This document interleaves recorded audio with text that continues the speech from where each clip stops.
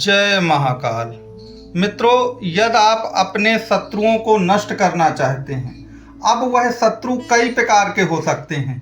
चाहे वह आपके ऑफिस के लोग हों, चाहे वह आपके पड़ोसी हों, चाहे वह आपके पति हों, चाहे पत्नी हों, भाई हों, बहन हों, देवर हों, जेठानी हों, सास हों, ससुर हों, या आप किसी को चाहते हों या चाहती हों, चाहे कोई भी व्यक्ति हो जिसका आप यदि वशीकरण चाहते हैं या आप उसको इस तरह अपने पैरों पर लाना चाहते हैं, बिल्कुल कुल मिलाकर आप उसको एक प्रकार से आर्थिक और सामाजिक रूप से बिल्कुल खत्म कर देना चाहते हैं, तो उसके लिए आप एक प्रयोग करिए। आप एक ये कागज़ लीजिए और जितने भी लोग हों उनकी एक फ़ोटो बनाइए। जैसे मैंने ABC करके बनाया है।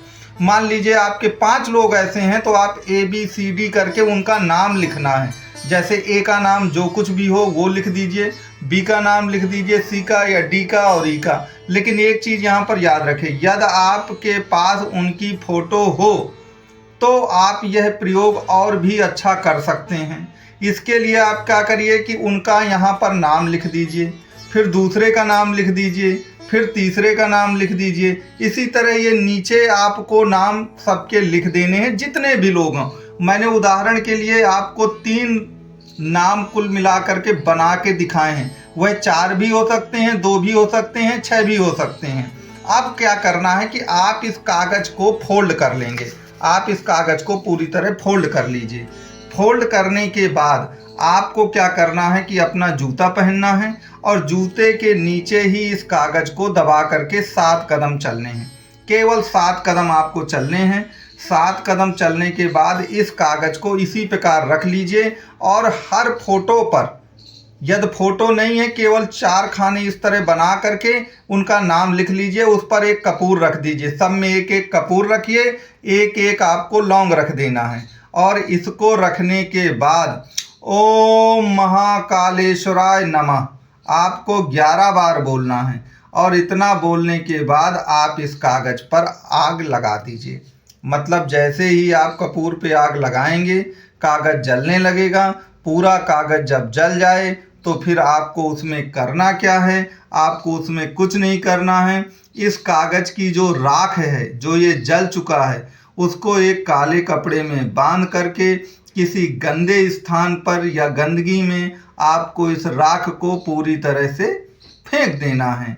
और याद रखिए, जितने भी आपके कुल मिलाकर के विरोधी गण हैं जिनका मैंने आपको नाम लिया है, वो सभी के सभी कुल मिलाकर के पूरी तरह वश में हो जाएंगे या नाक रगड़ते हुए आपके पास आएंगे।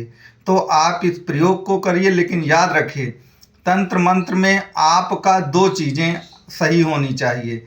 एक तो गोपनीयता होनी चाहिए और आपकी नीयत अच्छी होनी चाहिए। आप किसी को परेशान करने के लिए या नष्ट करने के लिए या बर्बाद करने की नीयत से अगर ये काम करते हैं तो फिर शायद इसका फल आपको प्राप्त नहीं होगा।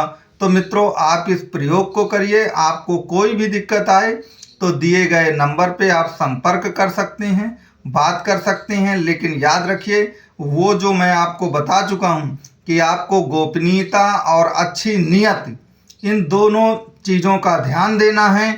अगर आप गोपनीयता और अच्छी नियत रखते हैं तो कुल मिलाकर के आपको किसी भी तरह की कोई दिक्कत नहीं आएगी।